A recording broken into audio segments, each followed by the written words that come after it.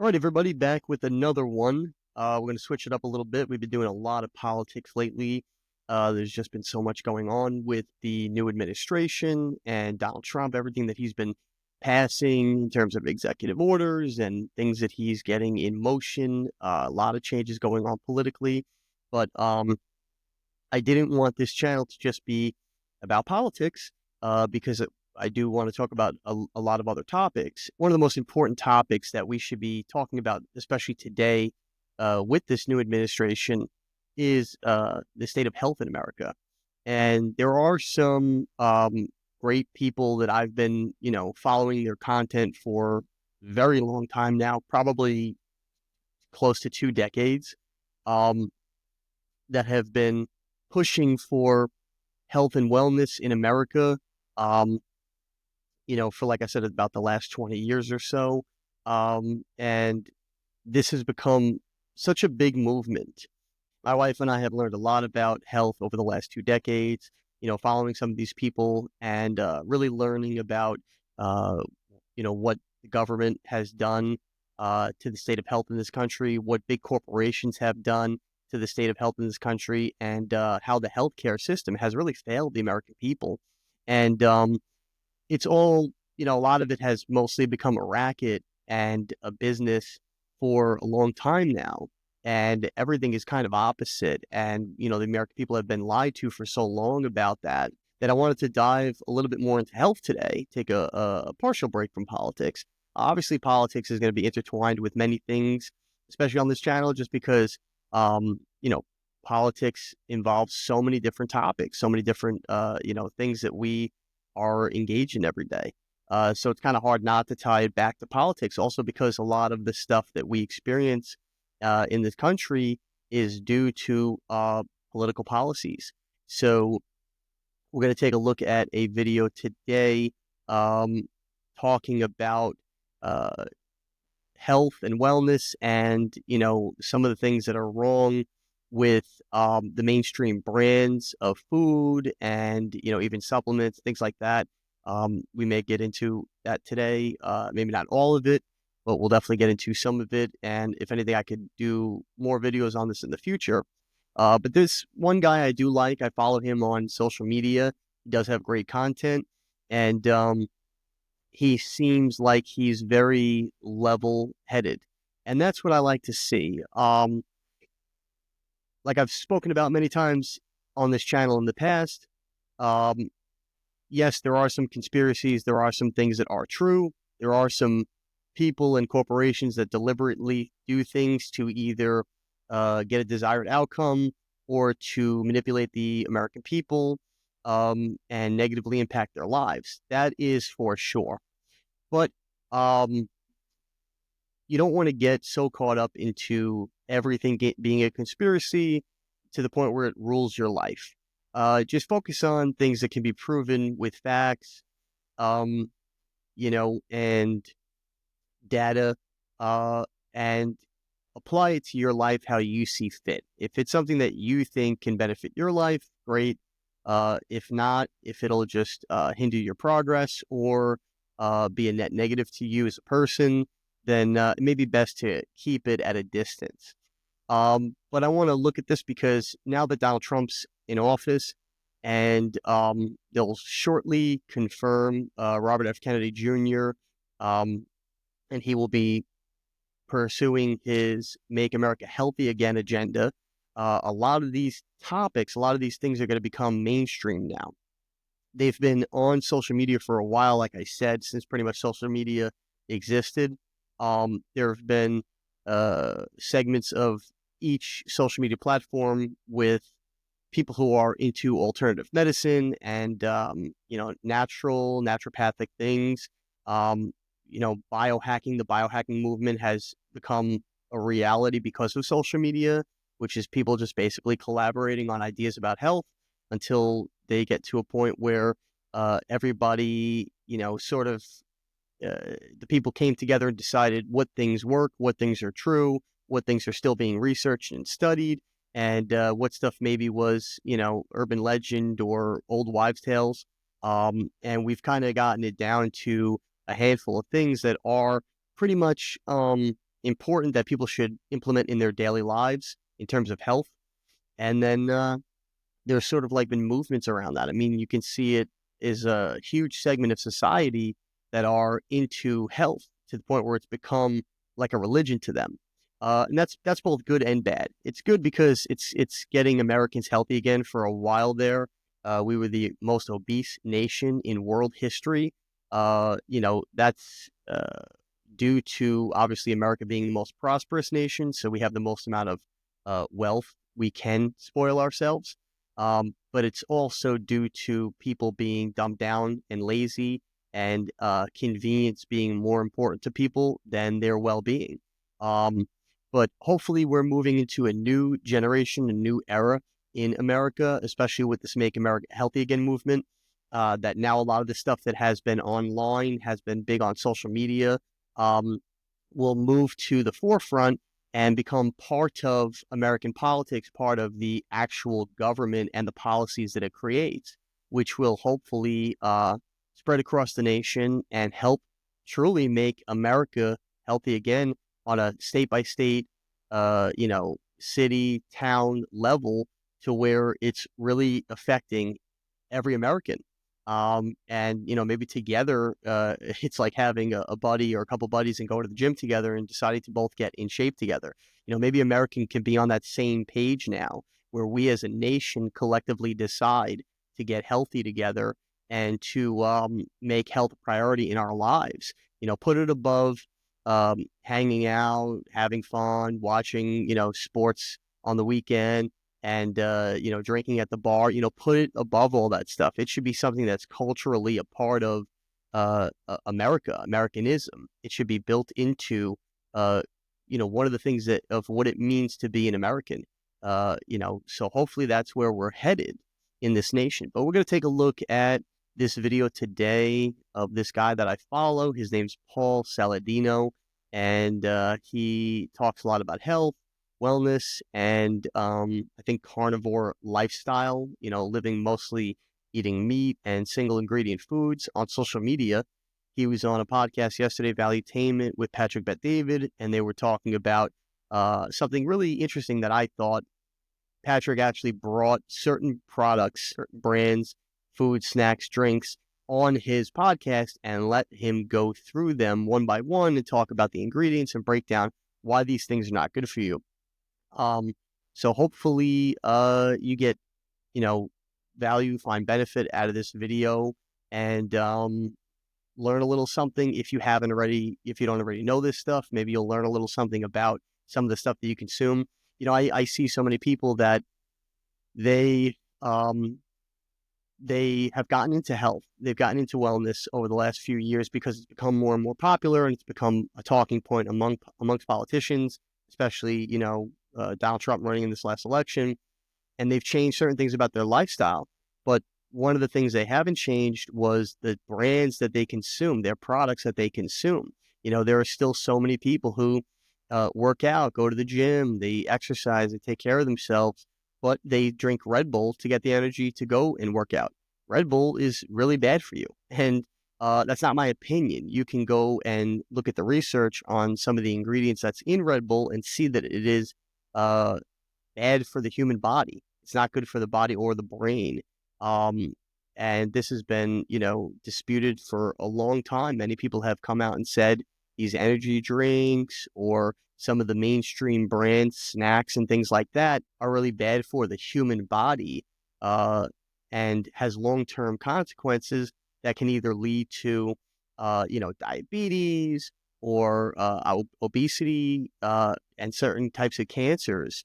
And this is, really what has been the downfall of Americans' health for the last several decades, was the diet changing. People going from eating real foods to eating these snacks, these brands from these big companies, and then making a lot of their diet, a lot of their day, based around entirely processed food. Eating McDonald's for breakfast, and then maybe having Cheetos as a snack, and getting like a frozen dinner from some brand that's loaded with preservatives for lunch or dinner, and your whole day is around preserved items, preserved food items that have a lot of chemicals and toxins in them, in many different ways, heavy metals, plastics, whatever. And, that's your whole diet every day. Over time, you're going to develop major health issues. And then you may do damage that could be permanent, or just trying to reverse a lot of those adverse effects on your body could take you twice as many years or whatever, to undo the damage done, if you could even undo it entirely. Not to mention, it ages you faster. So you actually are decreasing your lifespan. Um, and I think this is an important topic because I've been in the food industry for a while in the past, and I specifically got to get really deep into the organic food industry, and I got to see a lot of these brands that are popular today come up from the beginning. Some of them, got to see them start, got to work with some of them, and I've gotten to see over the years a lot of the changes, a lot of how they became mainstream, and then eventually many of them sold to big corporations. So a lot of the people that are getting into organic lifestyles today are starting to eat brands of organic foods that people who have been in the health lifestyle for a long time were eating those brands back when they were run by the companies that started them, the people that started them. Now, a lot of them have been sold to the big corporations, whatever snack brands, Coke, Pepsi, General Mills, whatever big corporations that are out there, they're buying up, they're acquiring a lot of these small organic companies that have built uh, their way into the market to basically take a percentage of the marketplace from these big corporations, as the demand for organic food has grown.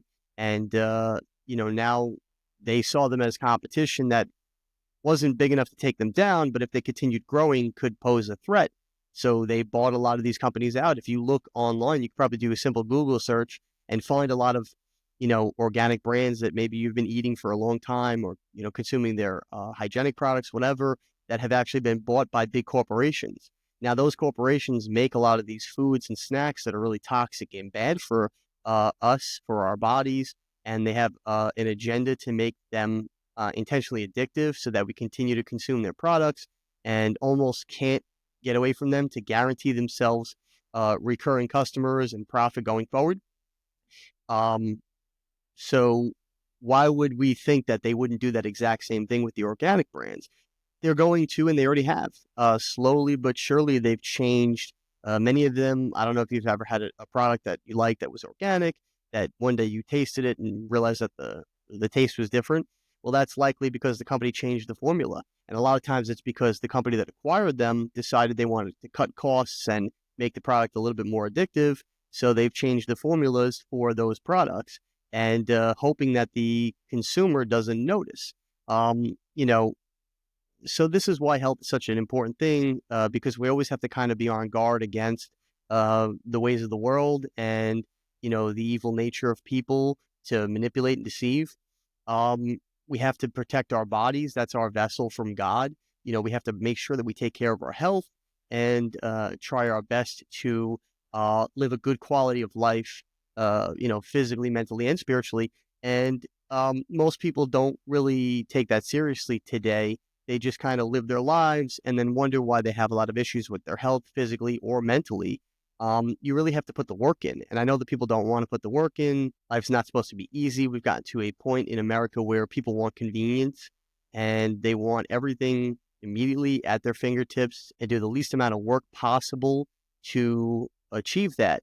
But that's not really how life works. You got to put work in to get things, right? What's the old saying that nothing that's worth it in life comes easy? And the Bible says that you should not pray for an easy life, but the strength to endure a difficult one. So life's not meant to be easy. We're not meant to have everything conveniently at our fingertips. We have to put the work in. But the good thing is when you put the work in, if you work out, you lift weights, whatever, it hurts, it's painful, it's a struggle. But when you get through it, you actually build your body stronger. You actually look better. You actually feel better about yourself and you feel better physically. That's the benefit of putting the work in. Nothing comes easy. So hopefully, America turns a page and we go back to being a nation, or at least go to being a nation of taking our health and wellness more seriously. And on that note, we're going to take a look at this video, see what Paul Saladino has to say, and we'll go from there. I just have my guy go and buy a bunch of drinks. All right. And I want you to go through one by one. I got Monster. I got vitamin water, which I think 50 Cent was a part of it. And I think even, can you pull up if Kobe and 50 Cent were part of vitamin water? You got Celsius, which is down here in Boca. You got Gatorade, which I want to be like Mike. He drank Gatorade. You got Red Bull, which I have one of the funniest stories with Red Bull. Maybe I'll tell you later. All right. So walk us through those drinks, why they're not good for you. So like you said, in any of these drinks, you're going to find predictable ingredients. In the Monster, because this is not a low calorie Monster, you're going to find water and sugar as the first ingredients. And look, humans need carbohydrates. And I want to get into sugar with you, when it's good for humans and when it's bad for humans. We'll get into that later in the podcast. But after sugar, the ingredients here are essentially flavorings, caffeine, and a few vitamins. And these energy drinks are basically sweet ways to package caffeine and other sort of fake energy. Rob, are you on Yeah. Monster right now? Yes. So, okay, if I look at this right now, vitamin B2, vitamin B3, vitamin B6, vitamin B12. Right. 260%, 250, 240, 500. Right. Marketing wise, that looks good. It does. I'm getting a ton of vitamins, right? You are. Okay. You are. Then when I get into the ingredients, if you can zoom in a little bit more, which one is that Monster or is that something else, Rob? That's going to be as close as they let me get. Is it? Okay. Well, let's see if you can find. Well, the one you were on was fine, Rob. Just go back to that one because that was workable. Is that the Monster one? Yes. Let me zoom in. Which part of it is not good for you? Like, walk us through the ingredients. Okay. So first ingredient here is carbonated water. Mm-hmm. Carbonated water, pretty benign, right? Mm-hmm. You take a Pellegrino, carbonated water, no problem. If you were going to tell me there's side effects with, we would have finished it right now. Right, then we're done. We're done. Right. Carbonated water, I have no problem with. Second ingredient is sugar. So maybe we need to have a little bit of a sugar conversation right now. Sugar is not bad. Sugar is bad for humans, but not because of why you think it's bad for humans. When you strip sugar, which is sucrose, right? Sucrose is a disaccharide of glucose and fructose. When you strip that out of a fruit or out of honey, for instance, you are removing it from a very complex food matrix full of hundreds, if not thousands of other chemicals. And your body doesn't know what to do with pure sucrose. And the problem with pure sucrose is not that it raises your blood sugar. The problem with pure sucrose is that it causes overgrowth of the wrong type of bacteria in your gut, because all of these other hundreds, if not thousands of chemicals that are in a banana or an orange or a strawberry or a blueberry or a raw organic honey actually temper the negative effects of sugar in your body. They prevent overgrowth of bacteria in your gut. So whole foods are things that humans have been eating for hundreds of thousands. Yeah, and he's making a great point about this. This is one of the biggest chemicals or, ingredients that they've put in food over the last several decades that has really hurt the human body and caused the obesity epidemic is high fructose corn syrup. Now, fructose comes from fruit, obviously. It's basically the, sugar component of fruit. But the thing is, they extract it from the fruit and then put it into different products to, make you addicted to that product because human beings crave sugar, right? Our brains and our insulin receptors get wired to crave sugar. So the more that you eat it, the more you'll crave it and the more addicted that you get to it. But the body wasn't made to have just, sugar isolated by itself. You need a fiber to break down that sugar and make sure that it's properly digested through your body. Each fruit has specific fibers to break down the specific fructose that's in that fruit. That's why when you eat fruit, the fructose in the fruit doesn't bother you and it doesn't make you obese, right? You've probably never met somebody that was a fruitarian, let's say, and only ate fruit for their diet that was obese, even though all they're eating is a food item that's loaded in sugar, high in carbs, and low in, protein and fats, because they are not consuming it by itself. It's not isolated. So the body understands how to break it down. with the fibers that specifically come in that fruit that assist that fructose, right? That's why you can eat fruit and be fine, be healthy, and not have a sugar rush, and not, have issues with your insulin. Fruit is very good for you. It's also loaded with a lot of other, healthy, naturally occurring things like antioxidants and things like that, vitamins. So we're not supposed to remove those things, but the food scientists do that. They break down the food, they reverse engineer it, and then they take ingredients from the food, isolate things that they know affect the human brain in a certain way, and then scrap the rest. And then they take those things and they put them in products to hopefully make them taste delicious and get your brain addicted to them so that you can continue to buy their products and be a repeat customer. It's how they ensure their profits and the growth of their company. And that could be seen as manipulative in some instances. It could also be seen as a business strategy, where you're just figuring out how to get people to continue to buy your products. But the important part is the disclosure. They have to disclose it to you. That's why they put food labels, nutrition facts on food products now, because they understand that people do this, that companies do this, and that's not the issue. It's the disclosure to the people that are buying it. They have to let you know what is in the product so that you can decide whether or not you want to put that in your body, right? So that's where all this came from, where they started mandating that companies have to put nutritional facts on their food products.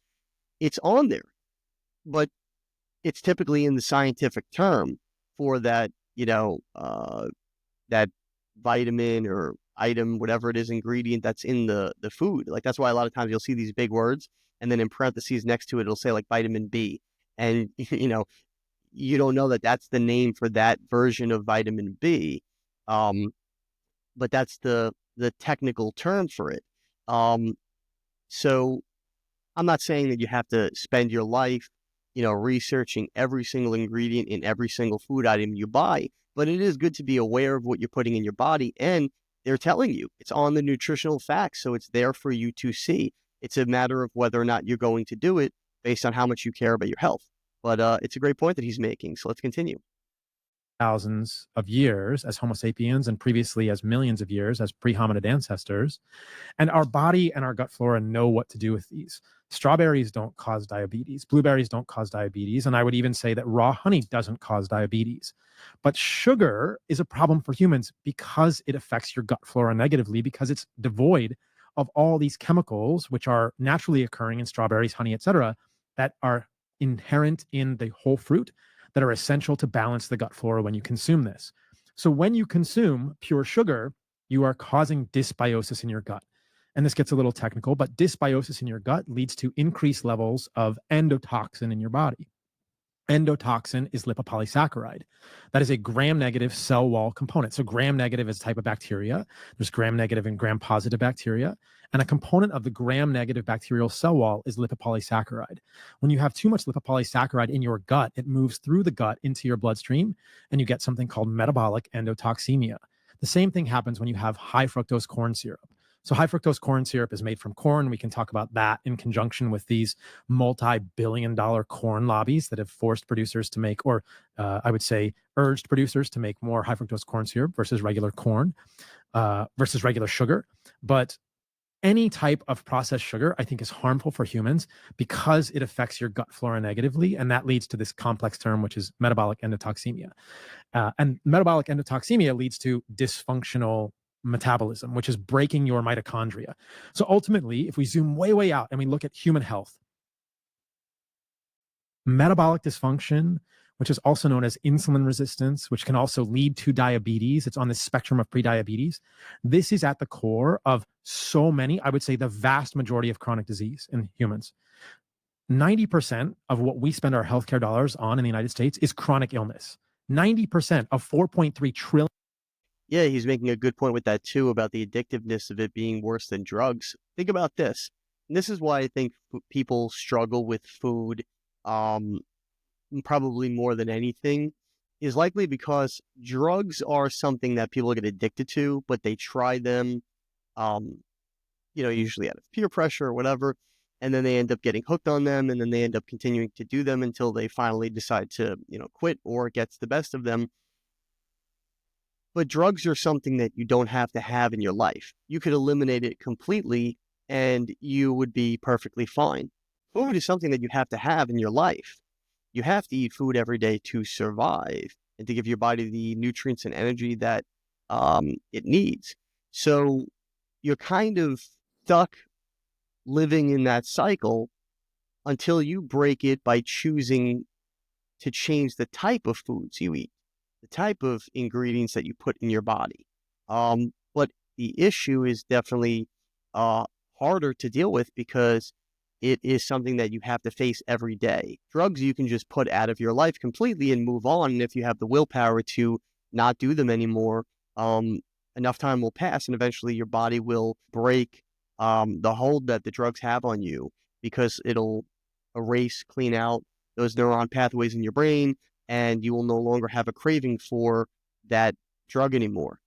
Food you have to continue to put in your body, and sugar is in almost everything. So it's definitely hard to deal with. It's not about the sugar; it's about the type of sugar, where you're getting it from, the source. And all these sugars are artificial. That's why they are so addictive. So let's continue. $1 billion a year is on chronic illness, obesity, diabetes, autoimmune conditions, all of which are preventable or reversible based on what we eat and how we live. So 90% of our healthcare dollars are going to treat, which isn't really treating, it's just kind of band-aiding illnesses that are completely reversible and are related to things like this, are related to sugar and seed oils in our food. So if we go back to the monster, I'll just finish that one up, guys. Yeah. So we had sugar, and we talked a bit about why that's a problem. The next ingredient is glucose, and then glucose is a monosaccharide. So if you stay on sugar, by the way, I just want to show this while we're on the sugar topic.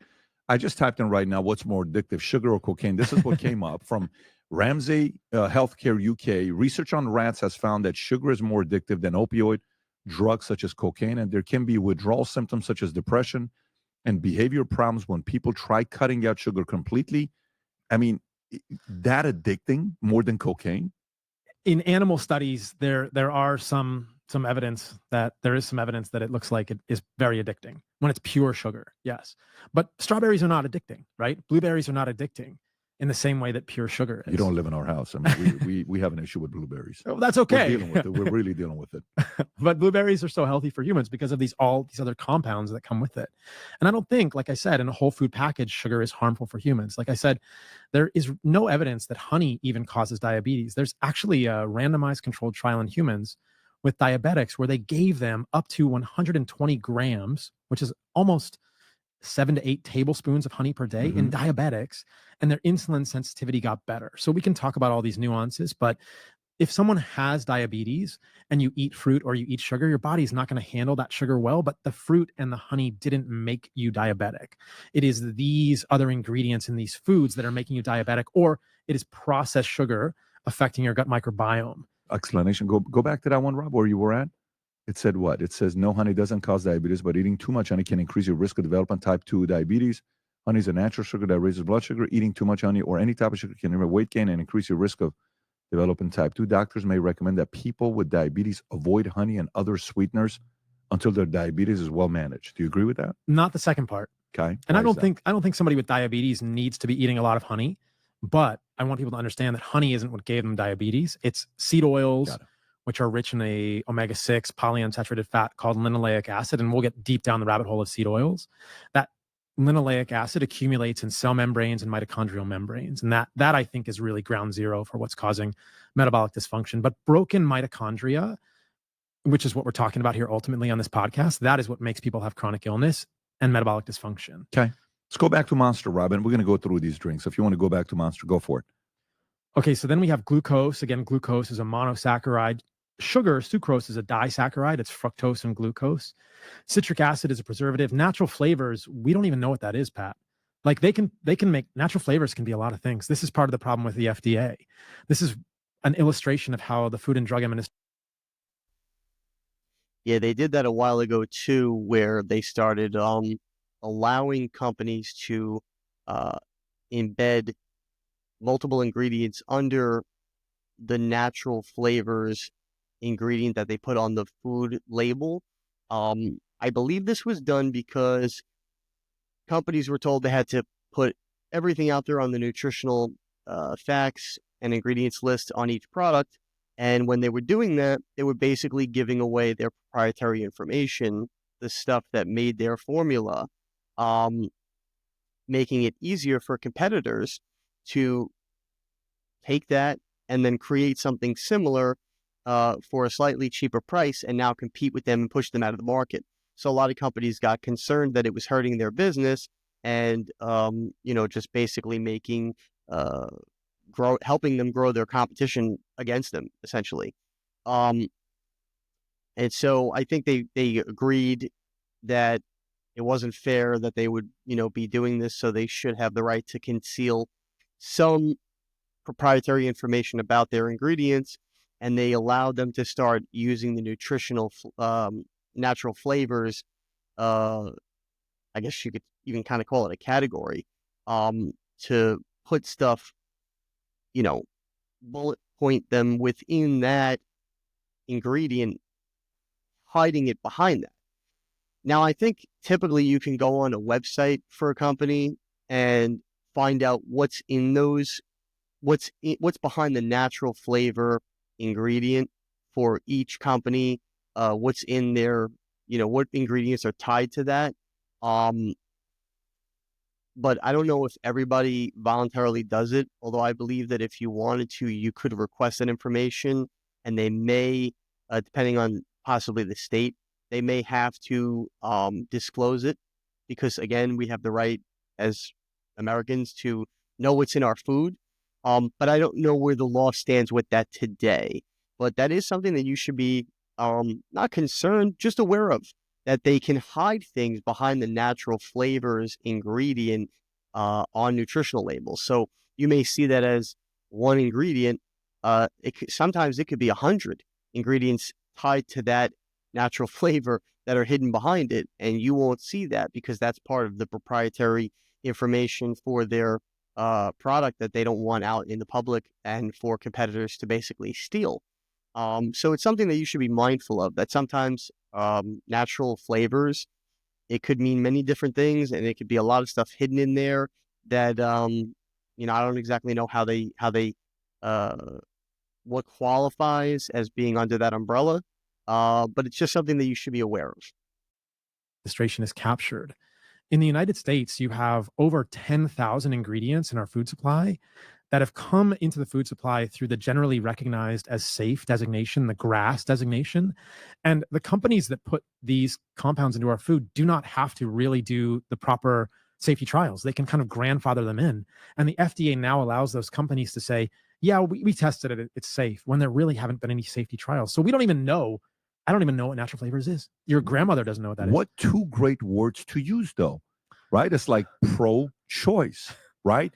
The words are pro-life. These are good words. So, back in the days, life insurance used to be called death insurance, literally, Right. and they called it to a life insurance. Life is more marketable than death insurance, so people were willing to buy Right. life insurance, right? So natural flavor to somebody who's not in that space, they said, honey, don't worry about it. This is natural flavor. So it's effective. It's a good marketing stunt. You have no idea what that is. Yeah. And when we're talking about this verbiage, seed oils have really been rebranded as vegetable oils, which is something we'll get to, right? So there's a euphemism there also. They're not a vegetable oil, they're a seed oil. Mhm. But vegetable oils sounds healthy. Next, we're going on and we have, what are we? Okay. Taurine. Taurine. So taurine is great. Taurine is a compound that occurs exclusively in animal foods. It's a type of amino acid that has been associated with longevity across species. So taurine is probably great for humans, but guess what? Taurine is in meat. Taurine is in your steak and your hamburger and your chicken, and you get taurine in animal foods. There are no plant foods with taurine. So that's a foreshadowing of the distinction between plant and animal foods for later in the podcast. So there's nothing wrong with taurine. Sorry, I was just fixing the lighting. That was very shadowy on my face. Um, he's making another great point, and this is something that is true. A lot of the best ingredients that they market and brag about in products is actually found in typical everyday whole foods.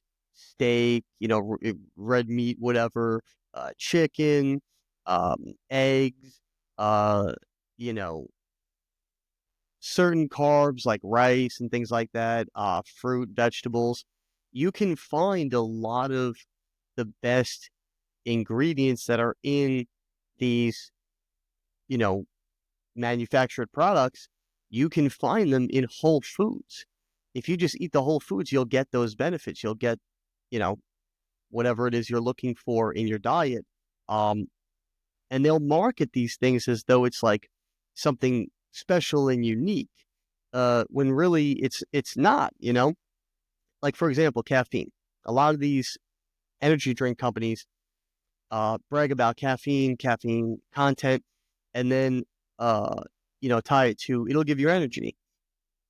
Yeah, that's true, but you can also find caffeine in a cup of coffee or many teas. There are many teas that have high levels of caffeine, just like coffee, if not some of them have higher levels of caffeine, right? I think like oolong tea, yerba mate, certain types of green teas, these have very high levels of caffeine. Obviously, it depends on the type.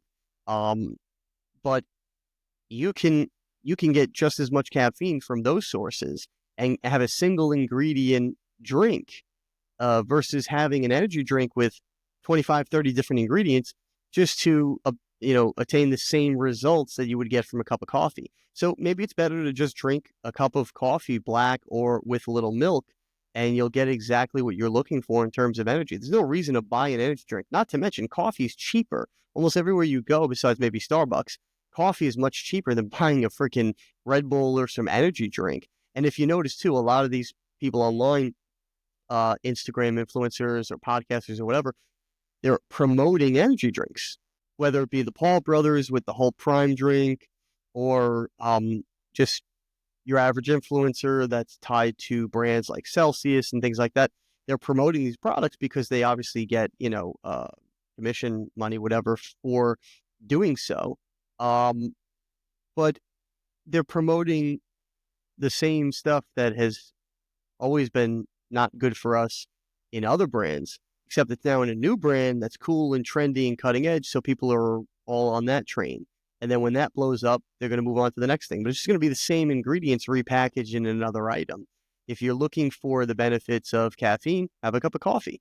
If you're looking for the benefits of certain antioxidants or certain vitamins or whatever, have a cup of tea. There's a billion different types of tea out there. Try teas, right? Try fruits, try vegetables, try things like that. Or of course, meat and stuff. But you don't have to go to some packaged can that has 50 other ingredients that are, made up in a lab, just to get this one ingredient or two ingredients that's in regular whole foods. So just something to keep in mind. Sodium citrate is another type of preservative. Color added, again, we have no idea what that is. What kind of coloring, how it affects our mitochondria, how it affects the gut That flora. to me doesn't sound like a good thing, period. Color. Right. Artificial colors. We know the food dyes are problematic. Yeah. Natural flavors is good. Color added to me doesn't sound good. Yeah. Panax, ginseng, extract. I think that there's evidence that the ginseng may have some benefits in humans. Okay. I think Panax ginseng extract is one of the more benign things on this label so far. L-carnitine is, again, another type of amino acid that occurs naturally in foods. You can see the Latin root there, the carnal, the C-A-R-N, like carnitine and carnosine are naturally occurring in meat, and they're beneficial for humans. They're antioxidants. I would rather that someone just eat a steak, preferably grass-fed, grass-finished, to get carnitine, but it's not the worst thing.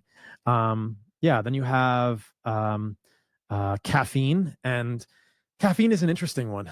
So caffeine belongs to a series of compounds known as methylxanthines. Theobromine in chocolate is another type of methylxanthine. And these compounds make us, they sort of give us energy in some ways, but they can also make us jittery. They can cause blood sugar swings. They affect adenosine receptors in the brain, and they sort of forestall the onset of feeling sleepy. They don't really do good things for the human body. Caffeine is not a vitamin. It's not essential for our biochemistry. And I would argue that caffeine is sort of borrowing tomorrow's happiness today.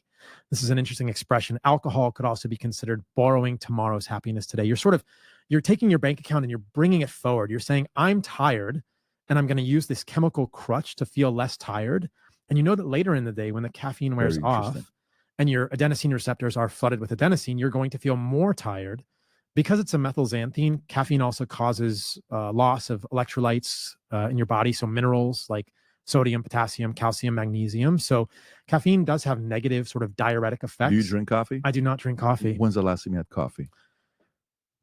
19 years ago. 19 years ago. 19 years ago. Yeah. When I was in physician assistant school before medical school. Interesting. Okay, go back to it, Rob, with Monster. Let's see what else we got. So caffeine. But they have to put caffeine in there because that's why it gives you energy, right?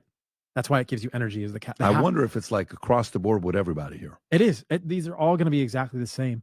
So sorbic acid actually says preservative, Pat. So they were forthcoming there. It's a preservative. Okay. Benzoic acid is a preservative. How much have these been studied in humans? Do we know if these are safe? Do we know how they affect gut flora? Not really. Certainly something your great grandmother would never have eaten. Niacinamide is.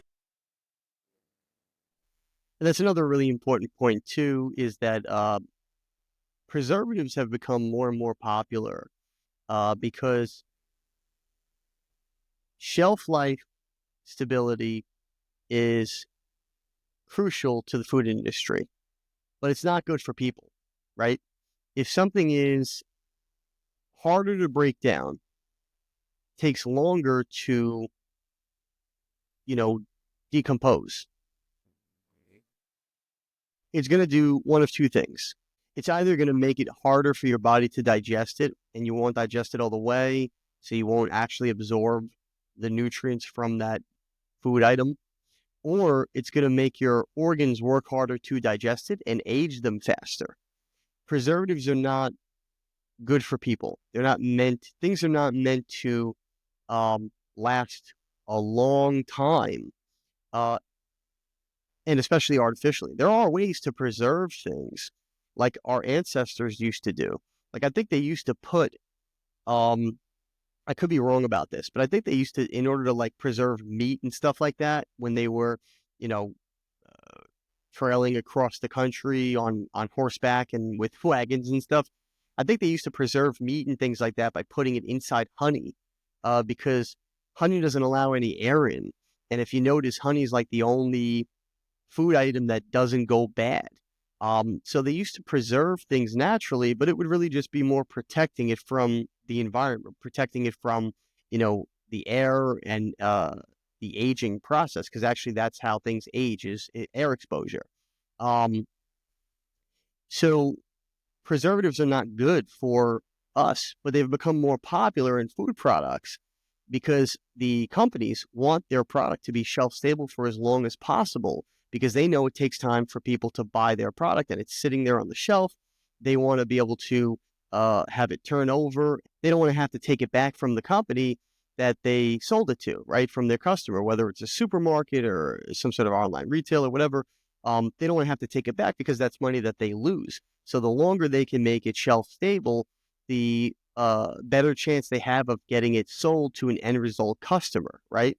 And that's why we have preservatives, so much in our food today, but they're not good for the human body, and it will have negative impacts on you long term. Because like I said, it makes your organs work harder, and the harder your organs work, the quicker they age. Is a vitamin. It's essentially niacin, which is fine for humans. It's again found in many foods, both plant and animal foods. Sucralose is an artificial sweetener, and there are some pretty big problems with sucralose. There are many in the health space who would say that artificial sweeteners are benign for humans, but again, my great grandmother would not recognize this. And there are studies in animals and humans suggesting that when you consume artificial sweeteners like sucralose or aspartame or ACE K, which is asulfame K, with carbohydrates, it interferes with your body's normal insulin signaling. So it's not terribly surprising to suggest that when you consume something that your body perceives as sweet but actually has no calories associated, that it would confuse your body at a neurological and metabolic level. Because historically, evolutionarily, humans have always consumed things that were sweet. And I could be wrong about this, but I'm pretty sure acylfame K is another word for aspartame, which is an excitotoxin.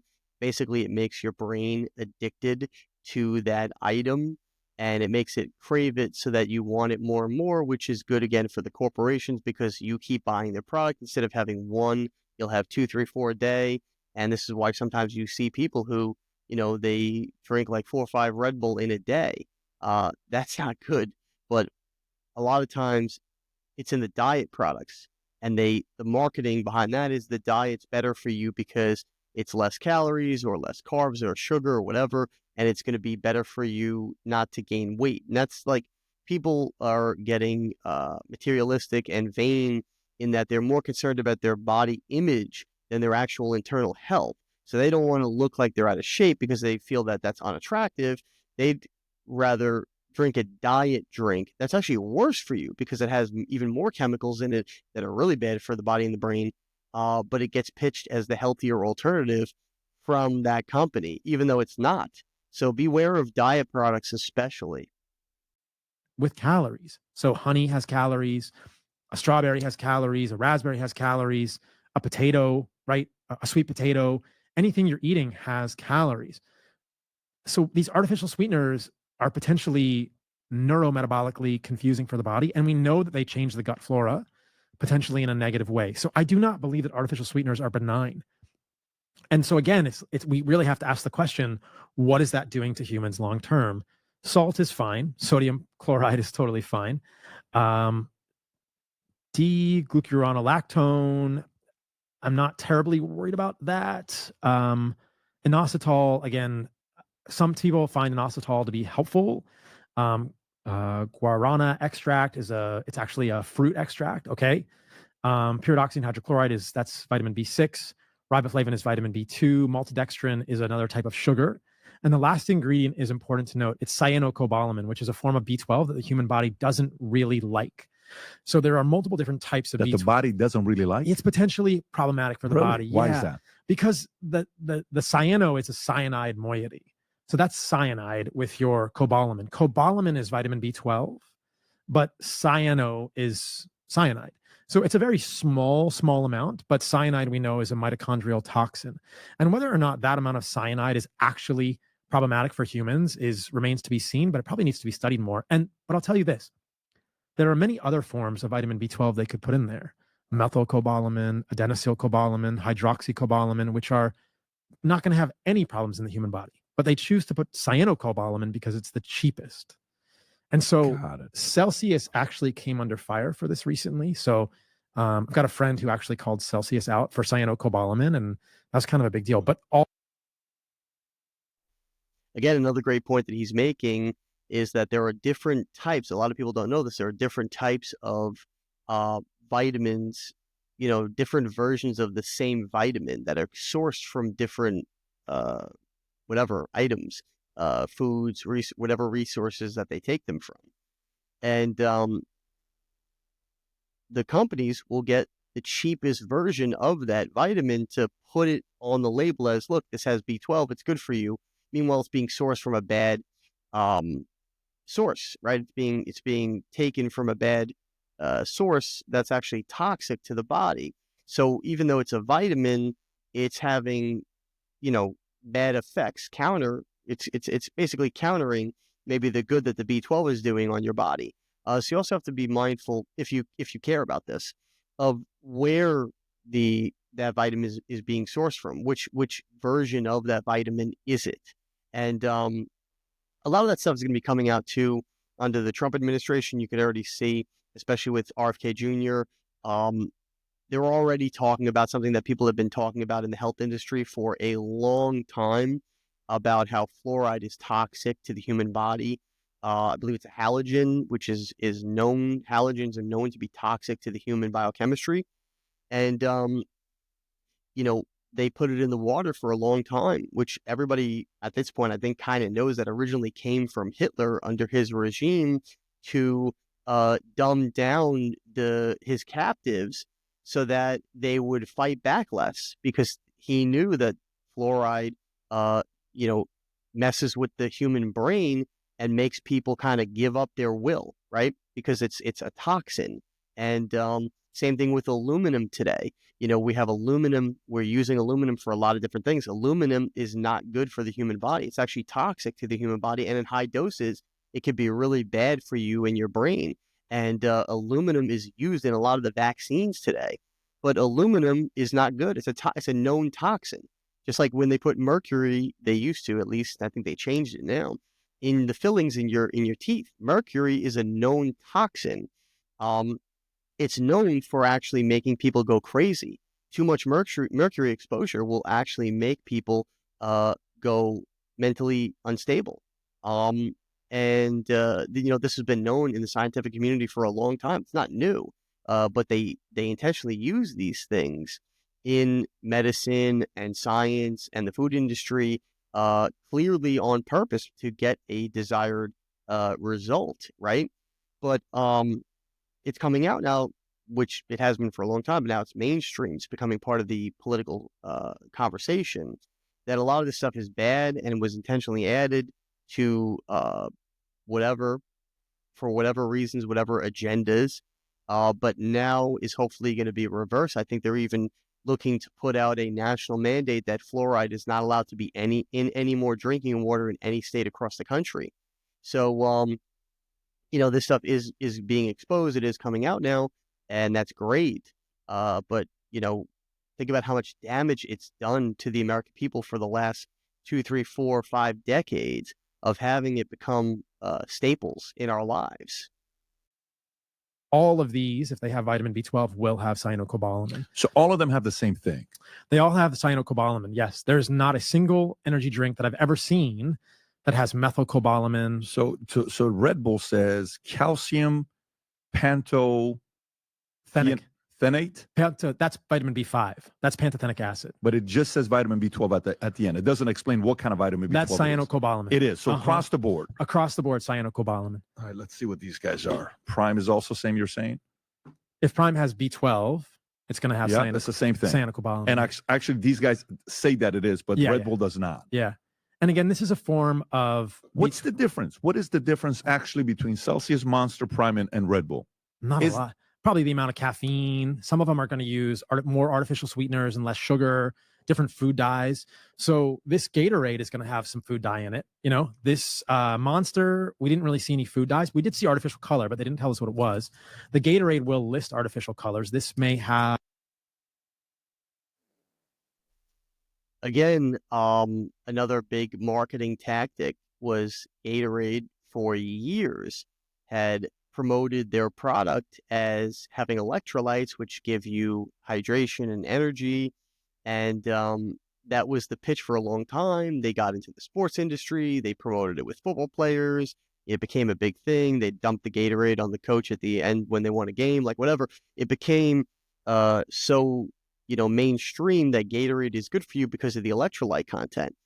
But you could get electrolytes from many different resources. One of the simplest is coconut water. You can literally just drink coconut water and get the same benefits of electrolytes that you could probably get from Gatorade, minus all the chemicals that's in that drink. Especially the dyes, which now has become, part of the political conversation as well, with the FDA banning the red food dyes. I believe it was red 40. I could be mistaken though. And there's going to be more to come with that. But a lot of these products have those dyes in them, especially Gatorade, and had so for the last several decades that they've been selling their products. And they promoted the electrolyte part of it. But again, you could get that from many different resources that taste just as good, if not better. Of a yellow dye in it. This has yellow number 5. So the Gatorade actually has one of these food dyes that are almost certainly problematic for humans. How about vitamin water? Let's see. I don't drink these, so I have to look at every ingredient list. I'm sorry, guys. I mean, we can pull this up. It's actually pretty similar to what we've seen on these other ones. These forms of vitamins, some of which are okay, some of which are not great for humans. The vitamin water actually uses fruit and vegetable juices for color. So they're doing a little bit better here. But again, it's not great. They say reverse osmosis water is the first ingredient. Great. They're giving us clean water. The second ingredient is crystalline fructose. So they have to make it sweet, and they're using a pure fructose in this vitamin water. And the problem with this, so fructose and glucose are two monosaccharides. Fructose and glucose together are a disaccharide we know as sucrose. Pure fructose does not occur anywhere in nature. You cannot get pure fructose in nature. Fructose always occurs with glucose. Fruit is connected with this sort of fructose name, right? So fructose occurs in fruit. A strawberry has fructose, honey contains fructose, anything that has sucrose contains fructose. So when they're making a pure fructose in this drink, you're creating something that humans have never seen. And we know very clearly from animal models that when you feed animals pure fructose, it causes dysbiosis in the gut. It causes overgrowth of the wrong type of bacteria in the gut, because in your gut, in your intestines, you need glucose and fructose together for these to be absorbed properly. This is what we've always done as humans. There's no fructose tree, right? You can't just go out and consume pure fructose. But in so many studies with fructose, they will give animals or humans pure fructose, and that gets malabsorbed, meaning more of it stays in the gut. And then you get this problem again, which is dysbiosis. So many things that we are eating are assailing our gut microbiome and changing the balance there. So here's a question then. What is there anything you've heard Bobby Kennedy, RFK, talk about if he ends up becoming, the one of the most biggest jobs that he's got, $1.5 trillion, I believe the budget is, if I'm not mistaken, it's a big number that he has. If he does, bless you, what can he do that would massively disrupt the sports energy drink business? I think the food dyes are a good place to start. And I think that, again, right at this moment, we're really hitting the intersection of health policy and business. And that's a tough one, because I don't really think anything here on the table is healthy. So if you're doing these things, you are certainly negatively impacting your body. Now, what's the relative effect of that? Could you drink this twice a week and be okay? Probably, but it's cumulative, right? So if you're drinking vitamin water, you're probably also drinking a Monster a few times a week, and then you're probably eating Chips Ahoy once or twice. I'm not passing judgment. I'm just trying to paint a picture.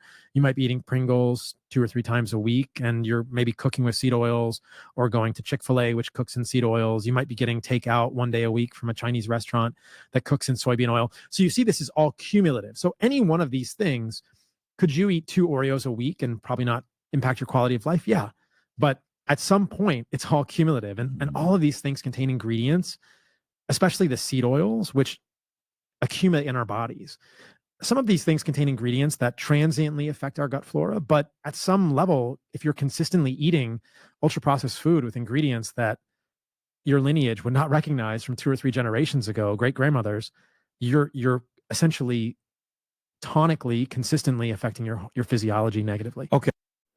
So he made a lot of great points. Obviously, we discussed them, and yeah, I hope this really does become more and more part of the conversation at the political level, especially with the government hopefully implementing new policies. Obviously, they can't control what we can and cannot put into our bodies. So if you do still want to consume these items, you have free will to do so. That's up to you. But it should at least be known to the American people that what they are putting in their body, and also the details of which, so that we can really make a educated decision as to whether or not we want to consume those things. And then also, it wouldn't hurt for the government to promote health and wellness and things that are going to benefit us. But that's it for what he had to say. You're going to see at the end of this video, like it is at the end of all of my videos, a little clip about some of the products that we sell on our Amazon storefront. But I wanted to just take a peek over there now and look at some of the health and wellness items that we promote and that we use. So this is quickly just our Amazon storefront. You can find the link in my bio on my Instagram and all the other social media channels that we have. But if you scroll down, you can see the categories, and one of them is wellness. And this talks about, or at least this has a lot of different items that we promote on here. Water filters are huge for removing fluoride. Actually, this particular brand does remove fluoride along with other, bad things like chlorine and stuff like that. You have exercise equipment, massaging things, all kinds of interesting stuff. Some of it is very biohacker type things like red light and stuff, but there's a lot of great stuff on here. Air filters, things for your teeth, dental, stuff like that. So check it out. Even grounding mats for sleeping better at night. But there's a lot of cool stuff on here and different, and it's all organized by category. So if you go to the link in the bio, you'll see a lot of this stuff. And there's, like I said, a lot of things for health and wellness on here. Check it out. And if there's something that interests you, you can order it directly from our Amazon storefront. If there's something that you want to recommend to us to check out, let us know. We'll be happy to look into it. But that's pretty much it for this video. Don't forget to like, follow, subscribe, share, all that good stuff. Keeps the channel growing. And don't forget to put in the comments anything that you're interested in, anything that you liked about this video, your take on it, even if it's the opposite of what I'm saying. You want to argue, you want to disagree, feel free to put that in the comments. That's your free will to do so. And maybe give some recommendations for future videos that you want to see. That's it for this video. Stay tuned for the next one. All right, everybody, I just want to take a moment to promote my children's book. This is Little Boy Full of Love. That's me on the back. And this is a little sneak peek on the inside. It's a great book. It's a children's book. I actually wrote this for my son. And it's available right now on Amazon, Walmart, Barnes & Noble, Indigo, bookshop.org, and a lot of other online platforms. But more importantly to me, it's actually available in a lot of bookstores throughout the country. You can find out which ones are closest to you on my Instagram page. We highly recommend that you shop local, buy from a local bookstore. So if you are looking to, get a children's book for you or anybody you know, or even with the holidays coming up, it's a great time to, buy a children's book as a gift. Definitely get it from a bookstore that's local to you. But if you absolutely can't get it from one of the bookstores that are currently carrying it right now, and we're in about 15 or 16 different states across the country, so it may actually be in your state, and it could even be local to you. But if you can't get it from the physical bookstore, check out our Amazon storefront. The book's available on there right now. And like I said, with the holidays coming up, you may want to do your Christmas or Hanukkah or holiday shopping early, and you can even order it from our Amazon storefront and ship it directly to whoever you're gifting it to. But it's available on those platforms, Amazon storefront and bookstores and other websites that I mentioned. But I want to take a moment here to look at the storefront just to give you an idea of some other stuff that we have available on there. These are products that we highly recommend. They are things that we use in our daily lives, and it's all organized by category. So it's a lot easier to, shop for the holidays and specifically for things that interest you, particular categories. Available right now, many different items on our storefront. If you can see here, 61 items just in women's apparel, fall decor, because right now we're in fall, 26 items, kitchen items, baking specifically, things for around the house, children's toys, even stuff for parties. If you're trying to save money on a party and throwing your own, occasion, you can even buy some cool gadgets here to help you, put on a better party. Health and wellness items here, even stuff for Christmas. And there's the book right there. So you can get it from the storefront. You can get it from the bookstores, like I mentioned. But it's available on all these different platforms. It's really easy to find and gift to somebody. Also, I want to show you the apparel shop, and these are some clothing items that we actually produced. So if you're looking to get some cool apparel items, shirts, hoodies, long sleeve, short sleeve, leggings, even accessories, cell phone cases, women's makeup bags, fanny packs, coffee mugs, all different types of stuff, even some, art, all different categories here, apparel, homeware, accessories, drinks, even digital items. It's all on this store, healthybodygoodsoul.com. Anything that pertains to you or somebody that you're looking to get a gift for the holidays. A lot of great designs on here, a lot of cool designs that we actually custom created. Stainless steel water bottles, especially now with the fall and winter. A lot of cool hoodies and long sleeve shirts. This is a really cool one, I think, for women. The original Be Your Soul apparel, that one's actually really popular. People tend to like that. This one's one of my favorites. The free shirt. It's the American flag, and it says free, and that says not property of the United States government. That one's pretty cool.